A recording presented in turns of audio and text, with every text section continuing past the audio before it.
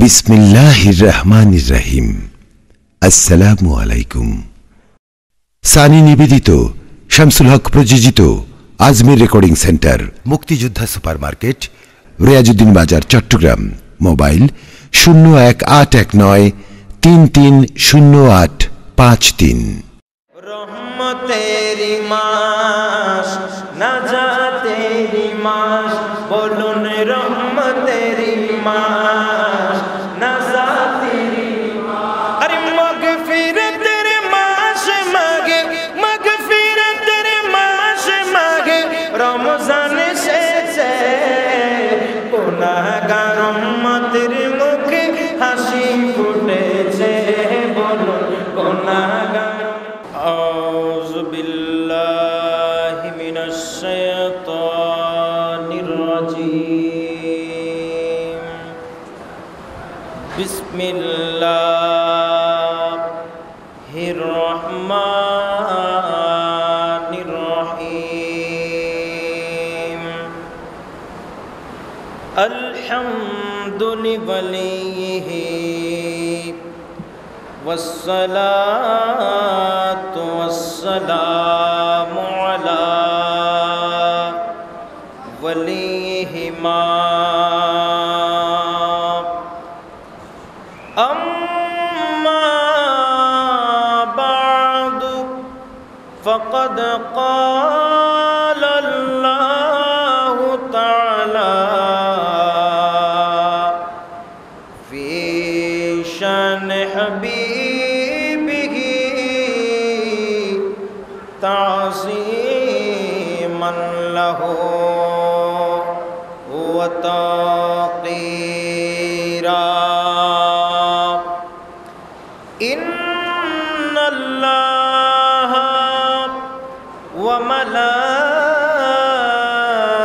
وملائكته يصلون على النبي يا أيها الذين آمنوا صلوا عليه وسلموا تسليما. اللهم صل على سيدنا مولانا محمد وعلى آل سيدنا अर्शर नीचे सिजदे पड़े, कंदन नबी जारे जार, माफ करे दाओ ओहे अल्लाह, उम्मत आमार गुनहगार। अल्लाह उम्मा सल्ले मौलाना मुहम्मद वाला आले सय्यदना हक ला इलाहा इल्लल्लाह, ला इलाहा इल्लल्लाह। पढ़िए ला इलाहा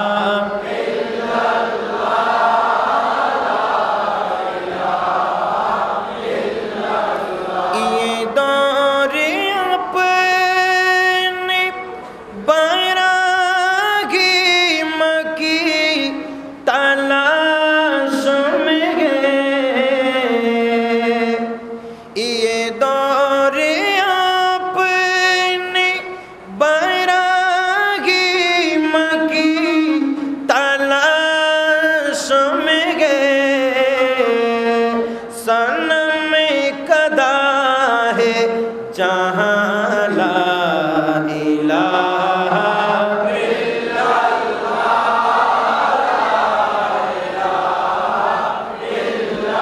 ना पढ़िए ला इलाहा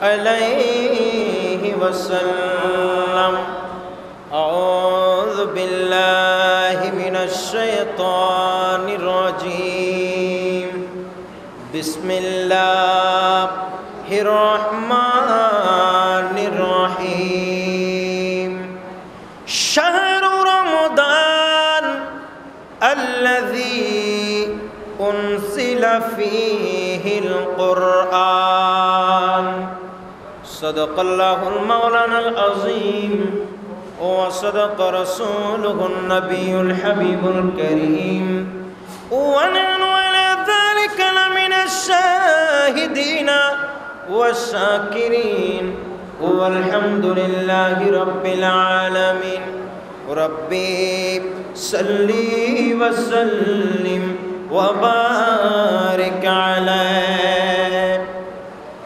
मुअज्जिज़ मुहतरम वाजिबुल इहतराम जुल मस्द वल इहतिशाम অধ্যকার চট্টগ্রামের সীতাকুণ্ড থানাধীন কেশবপুর মোল্লাপাড়া অলিনগর আব্দুল জলিল জামে মসজিদ প্রাঙ্গণে আয়োজিত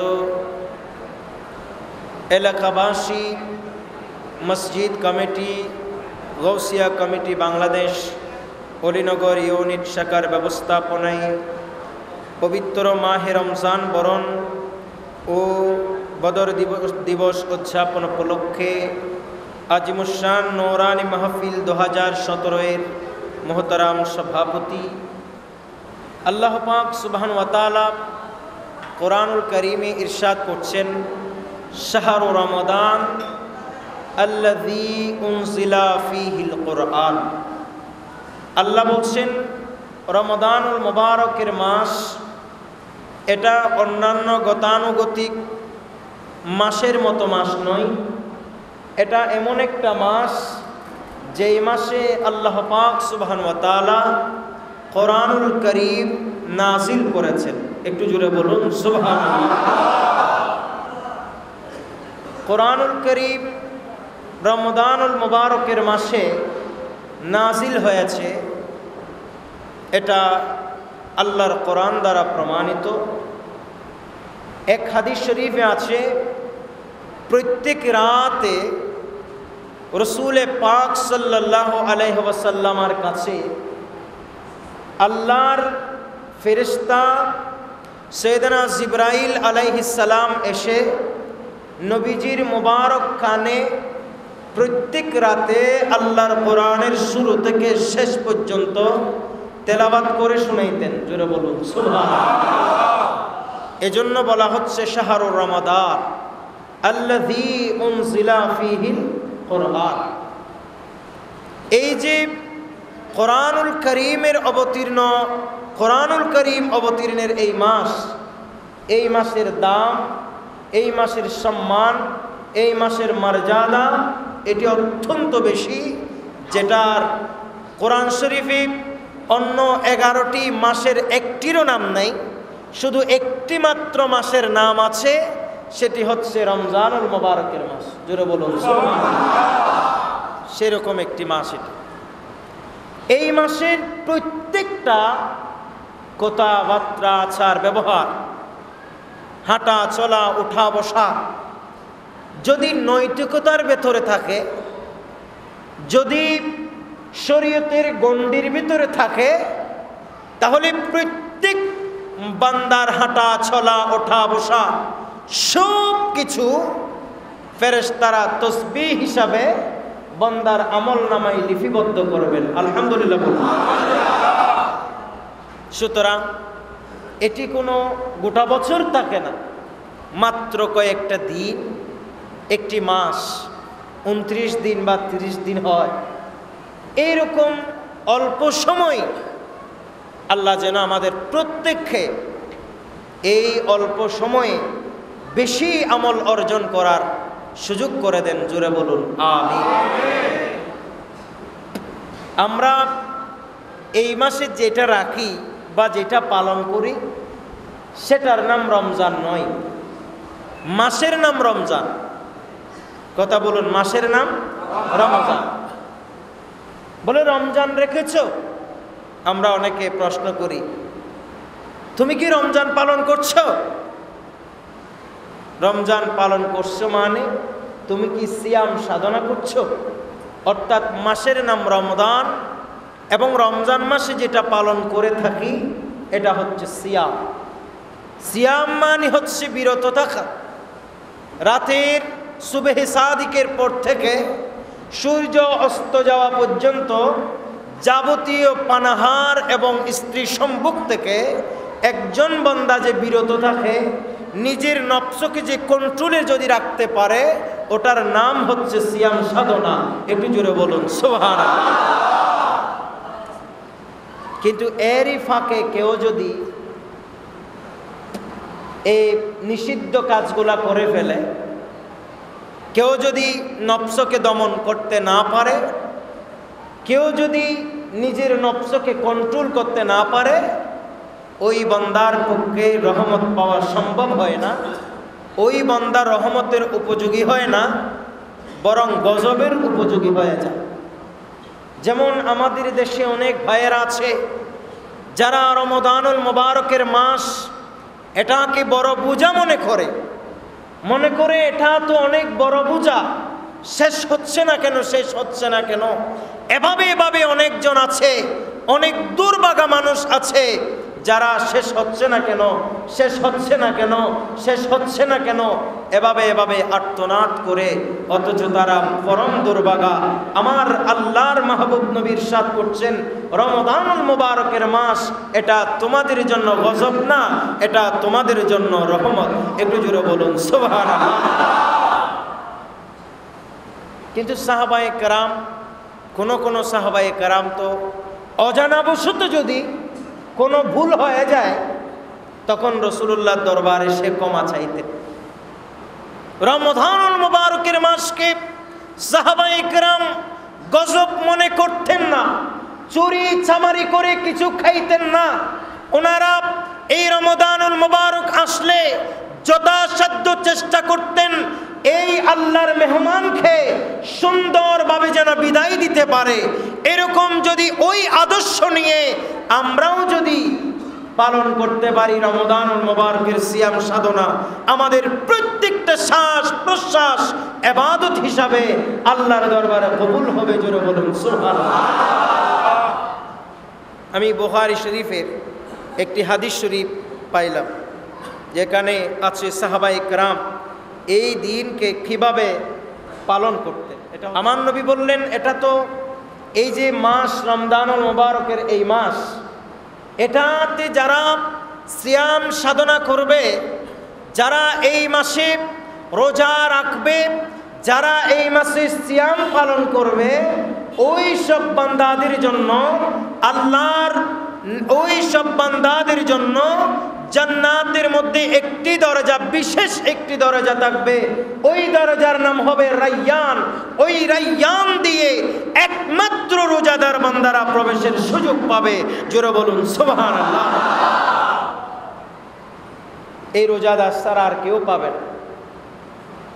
আজকে যারা অনেক মানুষ আছে না, হিন্দু দোকান নাম দিয়েছে, বুদ্ধের দোকান নাম দিয়েছে, তারপরে সেখানে লাল শালু লাল কাপড় দিয়েছে, নাম দিয়েছে হিন্দুর দোকান, নাম দিয়েছে বুদ্ধের দোকান।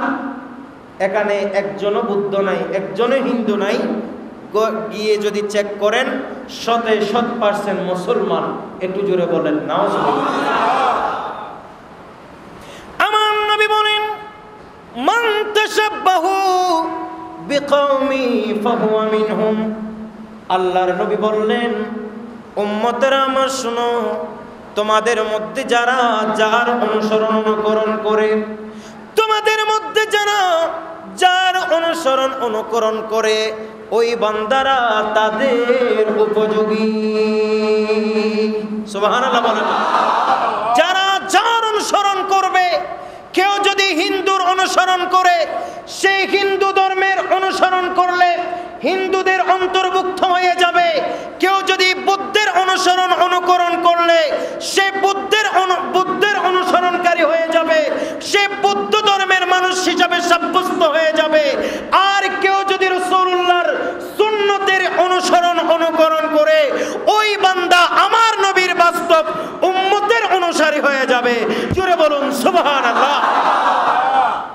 দেখেন আজকে যারা দোকানে খাচ্ছেন, দিন দুপুরে যারা দোকানে আপনারা যারা হিন্দুর নাম দিয়ে খাচ্ছেন, বুদ্ধের নাম দিয়ে খাচ্ছেন, আমার নবীর হাদিস অনুযায়ী আপনি চিন্তা করুন আপনি কোন অবস্থায় আছেন, কত নিচে নেমে গেছেন।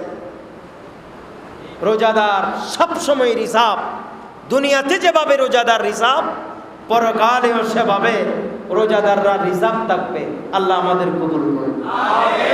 রহমতেরি মাস, নাজাতেরি মাস, বলুন রহমতেরি মাস, নাজাতেরি মাস, আরে মাগফিরাতের মাস মাগে, মাগফিরাতের মাস মাগে, রমজান এসেছে, গুনাহগার উম্মতের মুখে হাসি ফুটেছে, বলুন গুনাহগার উম্মতের মুখে হাসি ফুটেছে, বলুন রহমতেরি মাস, নাজাতেরি মাস, বলেন রহমতেরি মাস, নাজাতেরি মাস, আরে মাগফিরাতের মাস মাগে, রমজান এসেছে, গুনাহগার উম্মতের মুখে হাসি ফুটেছে। সালাতুন ইয়া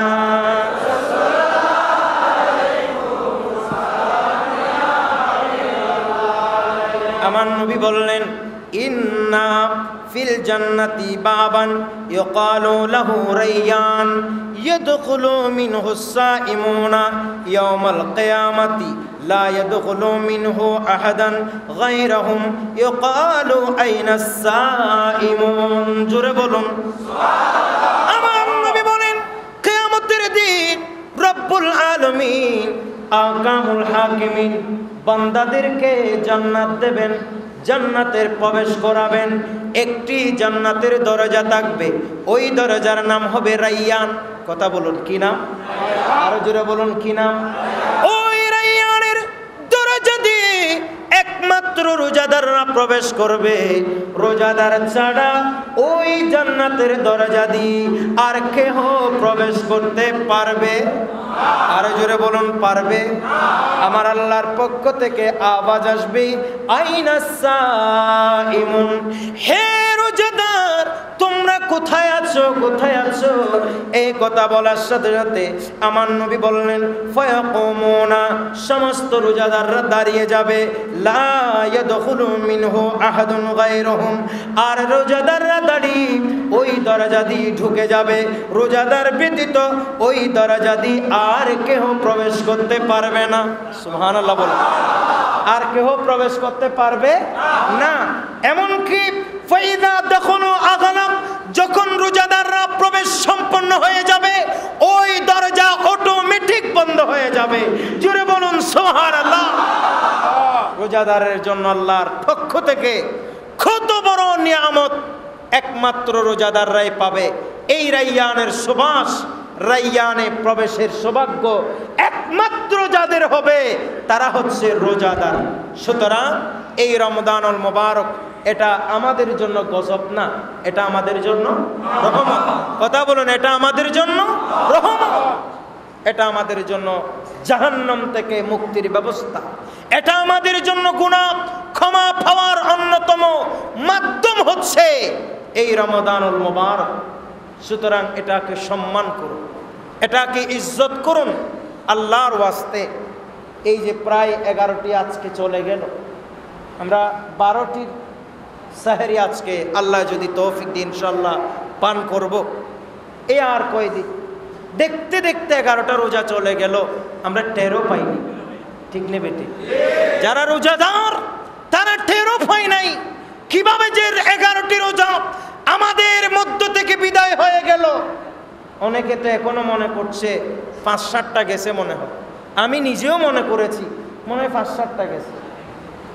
আর আল্লাহর কত বড় দয়া, চিন্তা করে দেখছেন রোজার আগের দিনও যেই গরম পড়েছে, রোজার রহমত আসার সাথে সাথে রোজা প্রথম দিকে যে রহমত সেটার বাস্তব দৃষ্টান্ত হিসাবে রোজার চাঁদ উদিত হওয়ার সাথে সাথে সিয়ামের চাঁদ যখন আকাশে উদিত হয়েছে, সাথে সাথে রহমতে ছেয়ে নিয়েছে বান্দাদেরকে, ঠান্ডাই আমাদেরকে আচ্ছাদন করেছে। একটু জোরে বলুন না সুবহানাল্লাহ। ঠিক নেবে ঠিক। আজ যারা নাস্তিক আছে, যারা আল্লাহ মানে না, তাদের জন্য এখানে শিক্ষা। গোটা কতদিন ধরে এক নাগারে গরম যাচ্ছে, প্রচন্ড গরম, পানির পিপাসায় মানুষ কাতর হয়ে যাচ্ছিল। এমন একটা সময়ে যখন রোজা আসছে, আমরাও তো চিন্তা করেছি এই গরমে কিভাবে মানুষ রোজা রাখবে, কিন্তু আল্লাহর কত বড় রহমত, রোজার যখন চাঁদ উদিত হয়েছে, রমাদানুল মুবারকের চাঁদ যখন থেকে আকাশে উদিত হয়েছে, সাথে সাথে অটোমেটিকলি গোটা পরিস্থিতি ঠান্ডা হয়ে গেছে। জোরে বলুন না সুবহানাল্লাহ। সাহাবায়ে কেরাম এই রমজানুল মুবারক আসলে ওনারা কিভাবে ইজ্জত করতেন, কদর করতেন। রমাদানুল মুবারক আসার সাথে সাথে ওনারা এটাকে রহমত মনে করতেন। ঠিক নেবে ঠিক। এটাকে মনে করতেন রহমত। কোনো ভুল যদি হয়ে যেত সাহাবায়ে কেরামের কাছে, তাড়াতাড়ি নবীজির কাছে গিয়ে ক্ষমা চাইতেন, ইয়া রাসূলুল্লাহ রমজান চলছে, আমি তো একটা ভুল করে ফেললাম, তো আপনি কি করতে পারি, এখন আপনি আমাদেরকে ডিসিশন দেন। জোরে বলেন না সুবহানাল্লাহ। আর এখন তো আমরা গোপনে গোপনে ভুল করছি। অনেকে তো ইজ্জত সম্মান সব ছেড়ে দিয়ে আমরা অফেনে রোজাদারের সামনে ঢক ঢক করে পানি গিলে খাচ্ছি। আমরা কত বড় নির্লজ্জ। একটা হাদিস শরীফ শুনুন, আপনাদেরকে অসুবিধা হচ্ছে? দেখুন, রসুল পাক সাল্লাল্লাহু তাআলা আলাইহি ওয়াসাল্লামের একটা হাদিসে পাক আছে, যেখানে আল্লাহর মাহবুব নবীর সাহাবায়ে কেরাম কিভাবে ইজ্জত করেছেন রোজাকে। আল্লাহ পাক আমাদের বোঝার তৌফিক দান করুন। আমার নবীর একজন সাহাবী হযরত আবী হুরায়রা রাদিয়াল্লাহু তাআলা তিনি বর্ণনা করছেন, আন্না আবা হুরায়রা রাদিয়াল্লাহু তাআলা আনহু ক্বালা বাইনামা নাহনু জুলুসুন ইনদান নবী সাল্লাল্লাহু আলাইহি ওয়াসাল্লাম ইযা জাআ রাজুলুন ফাকালা ইয়া রাসূলুল্লাহি হালাকতু। উচ্চ আওয়াজে বলুন সুবহানাল্লাহ। আমার নবী সাইয়েদনা আবী হুরায়রা রাদিয়াল্লাহু তাআলা উনি বললেন, আমরা রাসূলুল্লাহর দরবারে বসা, আমরা নবীজি সাল্লাল্লাহু আলাইহি ওয়াসাল্লামের দরবারে, আল্লাহর হাবিব পাকের দরবারে বসে আছি। দেখেন সাহাবায়ে কেরামের কেমন আদর্শ, ওনারা রমজানুল মুবারককে কিভাবে ইজ্জত করতেন। যখন বসা আছি, হঠাৎ করে দেখলাম একজন লোক আসলেন, একজন সাহাবী আসলেন, আসে বলতেছেন, হালাকতু ইয়া রাসূলুল্লাহ, ওগো আল্লাহর নবী, আমি তো ধ্বংস হয়ে গেলাম। কথা বলেন, আমি তো ধ্বংস হয়ে গেলাম। ধ্বংস হয়ে যে গেছে, উনি ওটা নিজের কাছে অনুভূতি হয়েছে, নিজের পাপ গোপন করেন নাই। বললেন, রাসূলুল্লাহর দরবারে যাব, আমার নবী যেই শাস্তি দেই আমি সেই শাস্তি ভোগ করতে রাজি আছি, কিন্তু আমার শাস্তি দুনিয়াতে হয়ে যাক, তবুও যেন পরকালে আমার কোনো শাস্তি না হয়। জোরে বলুন সুবহানাল্লাহ। দেখছেন সাহাবায়ে কেরামের কেমন আদর্শ। এটা বুখারী শরীফের হাদিস, হাদিস নম্বর 1934 নম্বর হাদিস, 1934 নম্বর হাদিস। উনি বললেন, ইয়া রাসূলুল্লাহ খালাকতু ইয়া রাসূলুল্লাহ, ইয়া রাসূলুল্লাহ, আমি তো ধ্বংস হয়ে গেলাম, বরবাদ হয়ে গেলাম। আমার নবী বললেন, ক্বালা মালাক, আই সাহাবী, কি বলেছো তুমি? উনি বললেন, ইয়া রাসূলুল্লাহ ওয়াকাতু আলা ইমরাতি ওয়া আনা সাইম। ইয়া রাসূলুল্লাহ, আমি রোজাদার, কিন্তু আমি রোজা রেখে ভুলে আমার স্ত্রী সম্মুখ হয়ে গেছি, স্ত্রীর পাশে ছিলাম। আমি তো রোজা রাখা অবস্থায় যেই কাজ করা যায় না, আমি তো দিন দুপুরে ওই কাজ করে ফেললাম। ওগো আল্লাহর নবী, যেই শাস্তি আমার জন্য নির্ধারিত, আপনি আমাকে সেই শাস্তি দিয়ে দেন। উচ্চ আওয়াজে বলুন সুবহানাল্লাহ। নবীজিকে বললেন, ইয়া রাসূলুল্লাহ, আমি তো একটু অপরাধ করে ফেলছি। সায়েম বলা হয়, রোজা বলা হয়, সোম সিয়াম সাধনা বলা হয়। যে সূর্য আপনার সূর্য ওঠার আগে সুবহে সাদিকের পর থেকে সূর্য থাকা, স্ত্রীর সম্পর্ক থেকে বিরত থাকা। ইয়া রাসূলুল্লাহ, আজকে তো সেটা আমার পক্ষে সম্ভব হয় নাই। আমি আমার এই যে আমার ভিতরে আমার নফসকে আমি কন্ট্রোল করতে পারি নাই, রোজা রাখা অবস্থায় আমি অপরাধ করে ফেললাম। দেখুন সাহাবায়ে কেরামের কেমন আদর্শ। আমার নবী বললেন, তখন রাসূলুল্লাহ বললেন, আল্লাহর নবী বললেন, হাল ফাকালা রাসূলুল্লাহি সাল্লাল্লাহু তাআলা আলাইহি ওয়াসাল্লাম হাল তাজিদু রাকাবাতান তুতিকুহা। হে আমার সাহাবী, পেরেশানি হইও না, টেনশন করিও না, আমি তোমারে সমাধান দিই। তুমি আগে আমাকে বলো তোমার কোনো দাস দাসী আছে কিনা, তোমার কোনো দাস দাসী আছে কিনা। যদি দাস দাসী থাকে তুমি দাসী আজাদ করে দাও, একথা বলবেন। আমার নবী বললেন, তোমার কোনো কি দাস দাসী আছে? অতঃপর উনি বললেন, ক্বালা লা ইয়া রাসূলুল্লাহ, আমার কাছে কোনো দাস দাসী নাই। অতঃপর আমার নবী বললেন, ক্বালা ফাহাল তাস্তাতিউ আন তাসামা শাহরাইনি মুতাতাবিঈনা। ইয়া রাসূল, আমার নবী বললেন, ওগো আমার সাহাবী, আমি তোমাকে নির্দেশ দিলাম, যদি তোমার দাস দাসী না থাকে তাইলে তুমি অনবরত 2 মাস রোজা রাখতে পারবে কিনা? উচ্চ আওয়াজে বলুন সুবহানাল্লাহ। আরো জোরে বলুন না সুবহানাল্লাহ। তাহলে একটি রোজা যদি কেউ ইচ্ছাকৃতভাবে যদি একটি রোজা কেউ ভেঙে ফেলে, তার জন্য হচ্ছে দাস দাসী থাকলে আজাদ করতে হবে। তো এখন তো দাস দাসীর জামানা নাই, এখন কি করতে হবে? অনবরত এক নাগারে 60টি রোজা রাখতে হবে। কথা বলুন, কয়টি?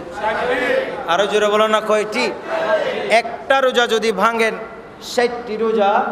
অন্য একটি হাদিস শরীফে আছে, কেউ যদি ইচ্ছাকৃত একটি রোজা ভাঙে, ওই বান্দা যদি গোটা জীবন রোজা রেখে দেয় তবু ওই একটির বদলা হবে না। সুবহানাল্লাহ বলেন। সুবহানাল্লাহ। আমাদের মধ্যে অনেক মানুষ আছে যারা এটাকে অবহেলা মনে করে, সাধারণ মনে করে, অনেকে রোজা ভেঙে ফেলে। খবরদার। দেখুন রাসূলুল্লাহর সাহাবায়ে কেরাম কেমন আদর্শ। আল্লাহুম্মা সাল্লি আলা সাইয়্যিদিনা মুহাম্মাদিন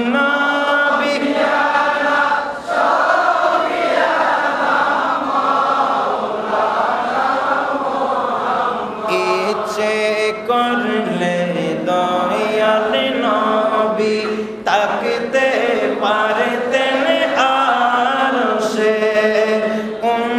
উম্মতেরি মায়ায় আজ শুয়ে আছেন মদিনায়। আল্লাহুম্মা সাল্লি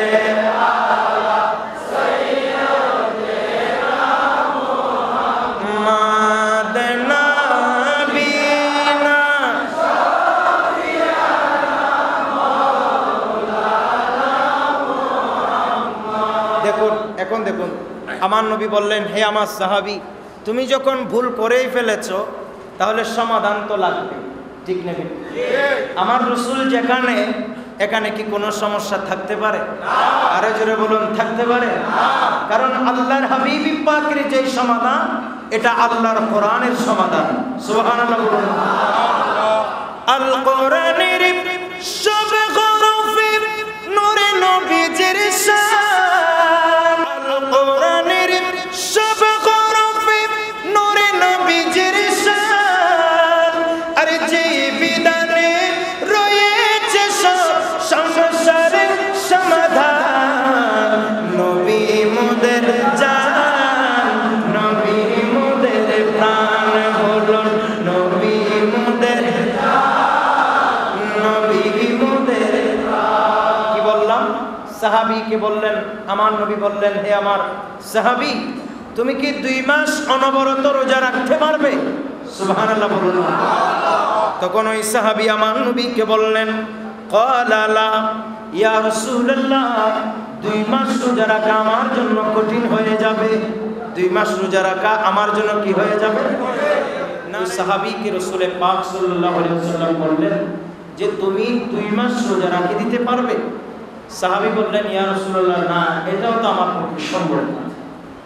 রাসূল পাক সাল্লাল্লাহু আলাইহি ওয়াসাল্লাম বসে আছেন।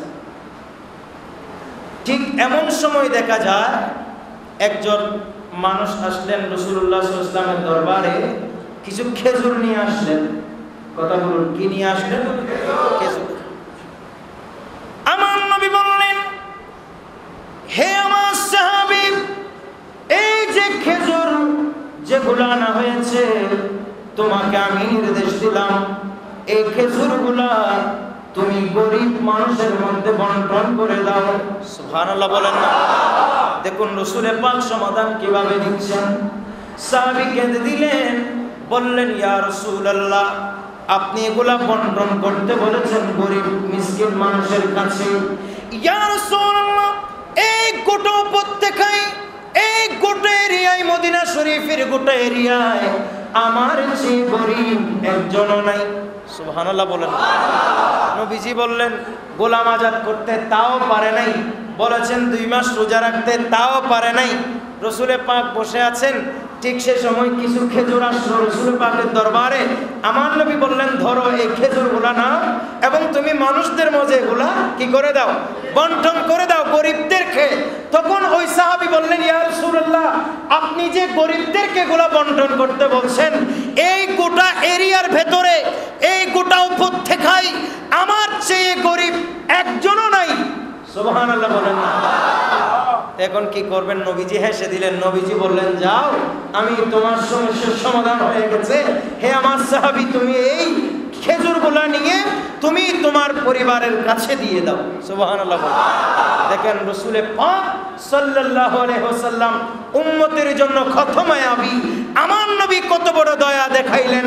আমার নবী কিভাবে এত বিশাল জটিল সমস্যাকে আল্লাহর হাবিব পাক নিমেষেই চমৎকার সমাধান দিয়ে দিলেন। জোরে বলুন সুবহানাল্লাহ। সুতরাং আল্লাহর হাবিব পাকের যে সাহাবায়ে কেরাম, ওনারা রোজাকে যদি হালকা মনে করতেন এটা একটা বোঝা, কি হয়েছে, অপরাধ একটা করে ফেলছি, এটার কোনা ক্ষমা চাওয়ার দরকার নেই, এটা যদি মনে করতেন উনি নবীজির দরবারে আসতেন না। কিন্তু উনি রমজানুল মুবারক এটাকে নিয়ামত মনে করেছেন, এটাকে রহমত পাওয়ার মাধ্যম মনে করেছেন, এটা আল্লাহকে রাজি করার অন্য একটা ওয়ে মনে করেছেন। এজন্য রাসূল পাকের সেই সাহাবী অপরাধ করার পরেও রাসূলুল্লাহর দরবারে এসে আমার নবীর কাছে এসে স্বীকার করেছেন এবং যে অপরাধ তিনি করেছেন সেই অপরাধের সমাধান দুনিয়াতেই নিয়ে নিয়েছেন, যাতে পরকালে কোনোভাবে সেটার কারণে কষ্ট পেতে না হয়। আল্লাহ পাক সুবহানাহু ওয়া তাআলা আমাদের সকলকে বোঝার তৌফিক দান করুন। তাই আপনারা যারা রোজা, আপনারা প্রত্যেকে রোজা রাখবেন তো সেটা আছে, পাশাপাশি যারা ব্যবসা বাণিজ্য করছেন, হিন্দুর দোকানে সাইনবোর্ড লাগিয়ে আপনারা যিনারা রোজাদারদেরকে নিরাপদে খাবারের ব্যবস্থা করে দিচ্ছেন, আপনাদের জন্য সুসংকেত আছে, এই ব্যবসায় কোনোদিন তরক্কি হবে? কথা বলুন না, তরক্কি হবে? এই ব্যবসায় কোনো তরক্কি হবে না, লাভ হবে না। সুতরাং সেই ব্যবসার দরকার নেই। ব্যবসা আল্লাহ এবং রাসূলের সাথে করুন। আল্লাহ এবং রাসূলকে যদি রাজি করতে পারেন, রিজিকের দরজা আল্লাহর পক্ষ থেকে খুলে যাবে। আল্লাহ এবং রাসূল আপনাকে ধনী বানাই দেবেন। ঠিক নেবে? ঠিক। কিন্তু আপনি যদি দুনিয়াতে কোটি চেষ্টা করেন রোজা না রেখে, এবং যারা রোজা রাখে তাদেরকে রোজা না রাখার প্রতি উদ্বুদ্ধ করছেন, এই ব্যবসায় রহমত আসবে না, গজব আসবে। আপনার এই মাল সম্পদে কোনো রকম বরকত হবে না, এটা বরঞ্চ আপনার যে আয় রোজগার সেটার রাস্তা সংকুচিত হয়ে যাবে। আল্লাহ পাক আমাদেরকে রমজানুল মুবারকের ফয়েজ বরকত নসিব করুন। জোরে বলুন আমিন। আসসালামু আলাইকুম ওয়া রাহমাতুল্লাহি ওয়া বারাকাতুহু।